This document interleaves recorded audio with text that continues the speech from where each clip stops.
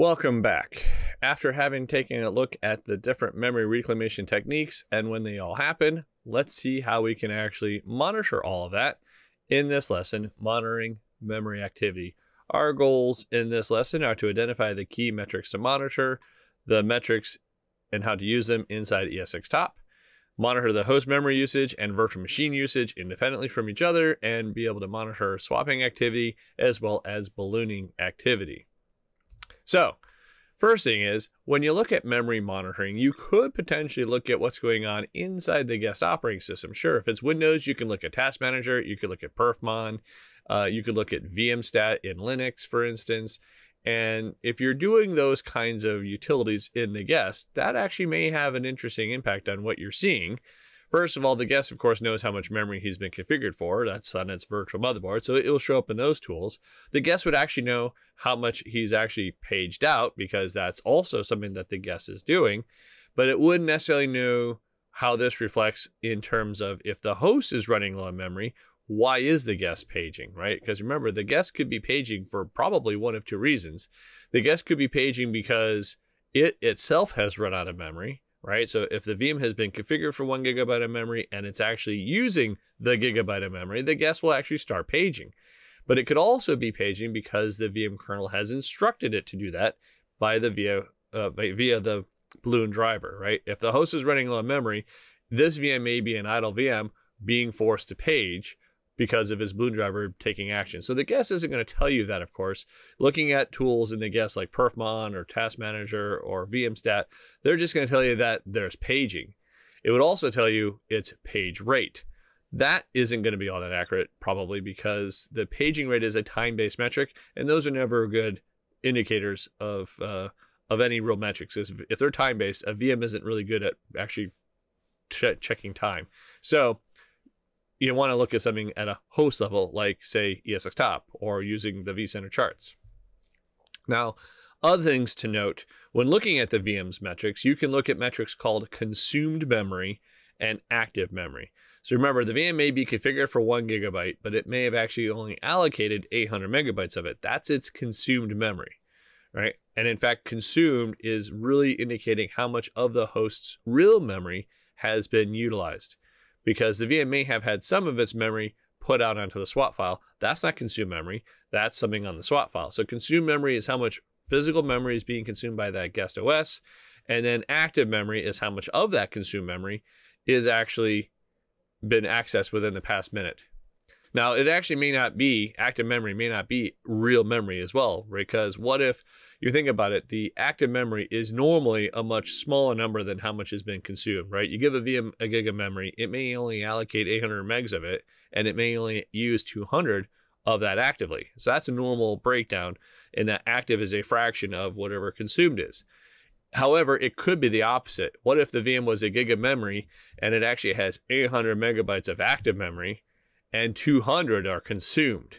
That's not a good condition at all, is it? That's indicating that the VM has only been able to allocate 200 megabytes of real memory. 600 megabytes are actually been swapped out because 800 megs are active. And that's not a good performing VM. It's having to get a huge amount of its memory by reading disk I/O. So we definitely want to be able to pay attention in that the active memory should always be a much, much smaller number than consumed memory.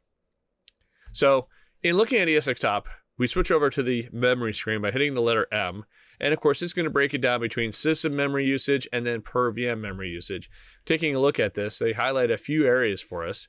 First thing is, we'll notice over in the top left corner, PMEM and VMKMEM. Those are two very closely related numbers here. PMEM is the actual physical memory that has been installed. So this is the classic. We've got 8 gigabytes of physical memory on that ESXi host. Meanwhile, VMKMEM, though, that says 8151. That's usually a much a smaller number. Not much, though, right? It's just a few, it looks like 40 megabytes smaller than the PMEM value. Why is the VMKMEM smaller? VMKMEM is the amount of memory of the installed memory that the VM kernel is responsible for. So there's some of the physical memory that's going to be responsible through other things. It's typically through PCI devices. So this is what we're seeing down at the bottom of the page, right? PMEM represents all of the onboard memory The VMKmem, on the other hand, is representing how much of that PMEM is under the responsibility of the VM kernel. And then we have what's called the PCI hull, basically the portion of the memory that is basically not managed or mapped by the VM kernel, and it's probably being mapped by PCI devices, not virtual, but real physical PCI devices. So then that's an important thing to note, right? A151 is the number we really need to be looking at when it comes to figuring out, well, how much memory do we have available for our environment, is how much memory the VM kernel is managing. In fact, right over here next to it is a value called min-free. Now, I know ESXtop calls it min-free, but that is the mem.minfree% value that was calculated by taking 6% of the first 4 gigs and then taking, what was it, 6%, then it takes 4% of the next 8 gigs, right? So then it basically did all that math and it figured out 407 is the number that it wants to be above, right? So then that's when it's going to transition from one state to the next. We can actually see here, we're in the high state right now. We're way above, apparently, the 407, right? It tells me right here, here's how much memory we have free. We're way above that 407 min-free threshold. We also see how much has been reserved by maybe VMs and other services on that system. Now, what else can we see? Down at the bottom of the main page is the overall balloon driver, right? memctl, that's the sort of compute name of the driver that gets installed in any VM with VMware tools. And we can see how much has been ballooned in our server. And it's broken down into a couple different values. There's a value called cur, and then there's a value called target. Basically, target is where the server wants to get to, and current is the amount of actual ballooned pages we've actually ballooned. It's all in megabytes. So the system wants to be at 565, and it is currently ballooned at 565. So basically, the system has evaluated it wants to be here, and it's actually achieved that. So it's basically done ballooning for the time being. It says max over here is 1131. Well, remember, the balloon driver always has a maximum. The balloon driver has a maximum because it maxes out at 65% of whatever your VM's configured memory is. And so basically, finding the VMs that have the balloon driver, we're finding those VMs who have a balloon driver maximum already kind of achieved. And we can see here, there's 2 VMs here, Linux 1 and 2. This value right here, mctl ? That indicates that the balloon driver has actually been installed or enabled. So for this case, we've got the balloon driver has been enabled in these 2 VMs, and these VMs are about a gigabyte each, and it's determined that the most that could ever be ballooned in either one of those VMs is 565, and one VM has been ballooned basically to its complete maximum balloonable amount, where the other VM hasn't been ballooned at all. Well, there's a reason behind that. This system happened to have a shortage of memory, and so it determined which VMs could be ballooned and which ones could not be ballooned. There's actually another important metric right here. It's called touched. This is how much of the VM's memory has been accessed within the past minute. And we can see here that these 2 VMs, our Linux 1 has only 248 megabytes that's active, where the other VM had 613 megs that were active. So this guy had more active memory. He probably wouldn't have really that many candidates for balloonable pages, where the one that had just 248 megabytes active, he had a potential for a large amount of pages to be active, in fact, or to be inactive. So it's determined that, in fact, that the entire balloonable amount for that VM was determined to be balloonable. So you can see all these metrics. Below the line, of course, is giving all your VMs to specifics, and above the line, of course, is the system level statistics. You'll notice that these top 2 VMs, Resource Hog 1 and 2, they don't have a balloon driver installed, right? You know what it is? These are VMs that are actually booting off of an ISO image. We're going to do this in the lab. They're booting off of an ISO image called the Ultimate Boot CD, which is basically a stress testing tool for operating systems. And the Ultimate Boot CD, of course, means that the VM doesn't even need to have a boot drive. So these VMs boot off of an ISO. There is no place to install VMware tools, so they can't get the balloon driver. So notice they're all basically zeroed out here, right? And they're active for sure, but they can't be ballooned in any way. That means if they can't be ballooned, they could be swapped, which probably may be a bit more disastrous, because the elegance of the balloon driver is it tries to hunt out which amounts of memory could be paged out where the VM isn't going to miss it. And that's why this Linux 1 got targeted, because he had less active memory than it probably would be the best candidate to have it page out its own memory. Just one thing to note, when you're in the memory screen, the ballooning statistics they're not there by default. If you want them to be there, what you'll need to do is enter the field selector with the letter F and specify that you would like to add in your ballooning statistics. So other things to note here is that if you were to add the letter K to your field selector, then you'll add swapping statistics. And now it makes a little bit more sense. We've got our Linux VMs who were not swapping because they're busy being ballooned, but we have our workload VMs. These are the same kinds of things. They're running those ISO images, so they're not running with any actual installable disk. So they don't have any ballooning, right? Notice they're all zeroed out. But these VMs are being swapped. So you can see swapping statistics in here too. And we notice that, again, you have a breakdown. Here's where the system wants to go and where it's currently swapped. So you can get an idea when you're looking at these numbers where we're heading. If the system wants to get here and we're only at 0.47, this VM is it's going to be under some serious swapping activity coming soon. It looks like the next VM, though, we pretty much have hit the target for that one. Meanwhile, if we wanted to look at compression, that's at the system level shown as zipping activity, how much we've zipped and how much we've saved by the compression. Basically, it's kind of a 2-to-1. And if we were to open up the field selector, and which one is this one? This one's the letter Q. Whoops. The letter Q will then show off what are the compression statistics. So we can see the cache size determined based on how busy the VM is, how much we've used of that cache, and then how much zipping and unzipping has taken place. It can sometimes be a challenge to see the compression just because it's so fast.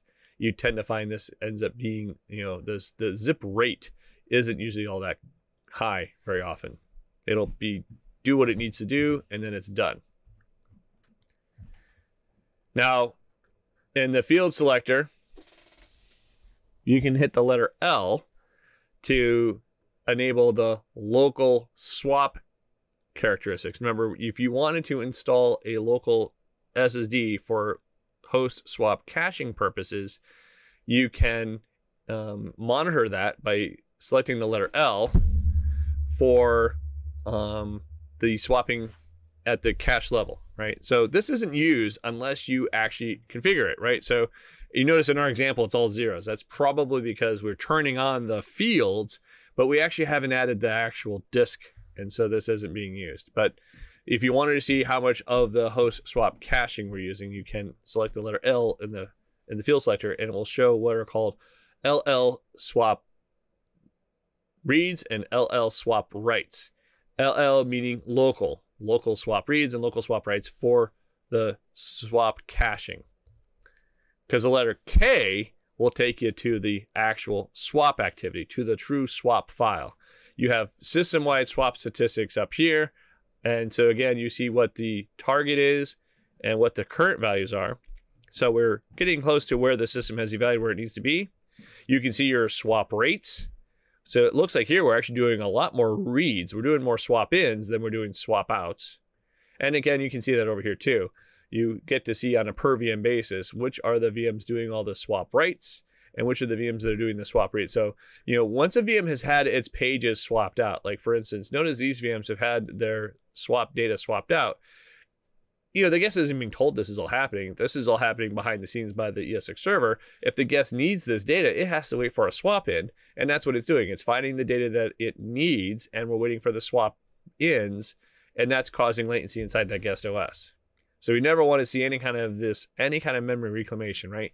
They all need to be zero. We don't want any ballooning. We don't want any compression. We don't want any swapping. Any one of those are indicators your host is run out of memory. Oh, and by the way, if you're running really low memory, don't forget the CPU screen will probably tell you that too because of the swap weight column. This, by the way, should be less than 5%. And remember what swap weight is simply telling us that this is the percentage of time the VM was not able to go to the CPU because the VM was blocked to allocating a memory page. So therefore, he couldn't get scheduled onto a CPU. So it's not a CPU problem. Notice the ready values are actually really low. CPU usage isn't very high, right? The overall host CPU is pretty low. but these VMs have high swap weights, and so they're busy dealing with memory issues, not any CPU issues. So this is basically telling you, you need to look at the memory screen, not the CPU screen. So kind of putting all this together, a little bit of a matching exercise here. If you remember, what were the column headings and what do they all mean? There's LLSWR and LLSWW. Those are your local swap cache reads and writes. We've got memctl per megabyte. This is our balloon driver. We've got pshare. This is showing us actual sharing statistics. The SWR and SWW would be swapping statistics, and zipping is your compression statistics. And I think we got those all right here. So that was a look at the key performance indicators. Now let's see what we need to do when these things are actually happening. We'll take a quick break and we'll come back and take a look at that. So see you in a few minutes.